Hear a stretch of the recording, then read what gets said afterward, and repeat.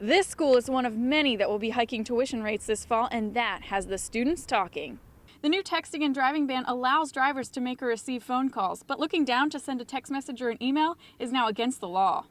Good evening, everyone. I'm Sarah Blei. Welcome to News Channel 7 at 6 o'clock. The trash in our parks continue to pile up, so locals are raising some money to put more trash cans like this one in high traffic areas. Mosquitoes are attracted to standing water, so make sure to keep areas like these in your yard puddle-free.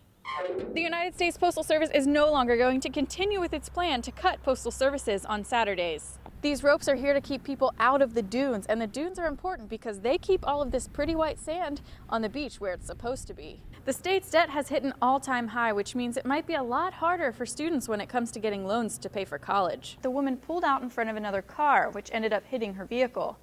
The Girl Scouts from Troop 30 have worked nearly 5 months to get this project done, and that includes even building the benches with their own hands.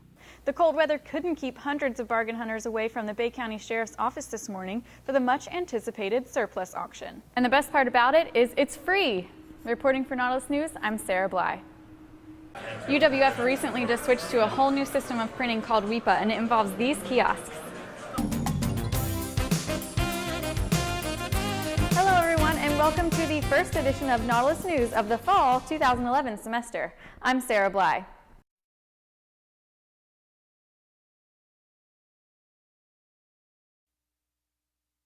For days after a hurricane hits, electricity and other utilities might not be available. If you're going on a camping trip where you're not going to have running water or electricity, kind of plan the same way.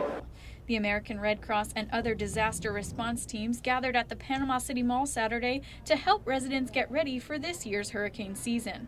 Even our own News Channel 7 weather team helped out, demonstrating different models and providing the crowd with some information. To be prepared and know how to build their kits and get ready. So if something's coming in our direction, they'll all be safe and their pets will be safe. NOAA is predicting this hurricane season to be a very active one, so it is important to have supplies on hand throughout the whole season. Things like water, non-perishable food, and first aid kits are always needed, but don't forget about items like medication, flashlights, pet food, baby supplies, and batteries. What I think is important is that you have it all in one place. You have a first aid kit, you have everything together. That way, if your power's out, you're not searching throughout your house looking for things when the power's off. The Salvation Army, the Tyndall Air Force Base was here. They all have their role. And so when you see them all come together in a partnership to show that it's a team effort to get it done and that we're all there to support them, then it's just great to see. In Panama City, Sarah Blei, News Channel 7. The Blue Ribbon Healers are known around town for their unique take on live music.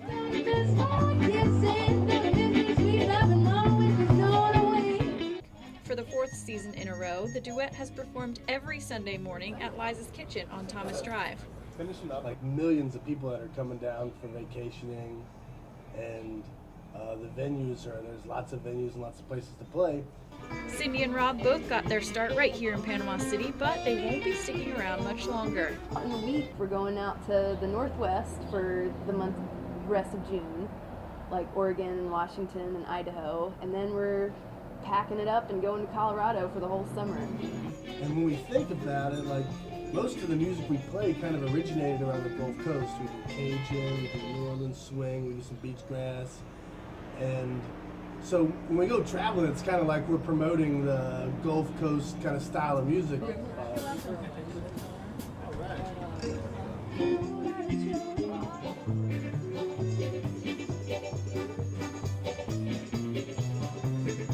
think it's just the era that it comes from. There was such great songwriting from back then, and it's just, the songs tell a story that you can relate to. So I really like it. Some of these days.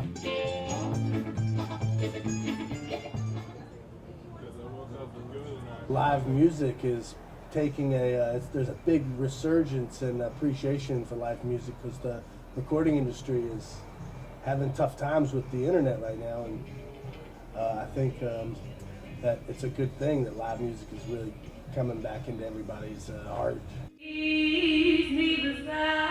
It was a difficult day for the loved ones who had to say their final farewell to Chaz Fain Saturday. Chaz was murdered at a friend's apartment in Tulsa, Oklahoma, where he was attending college, specializing in aviation and aircraft maintenance. According to his friend, who was also attacked and shot when Chaz was killed, the night started like any other, with a couple of guys laughing together and hanging out. Just chilling, and what tragedy happened after that.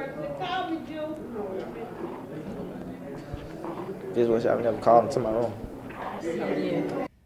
The 18-year-old was a recent graduate of Blountstown High School, where he played football and won the state championship for weightlifting. A tremendous young man. I admired him. I recognized him right off as not only a competitor, but a winner.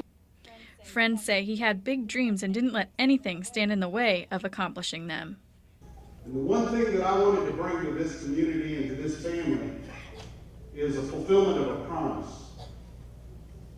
And that promise is no act of evil will keep Chaz Payne from graduating posthumously from Spartan College of Aeronautics.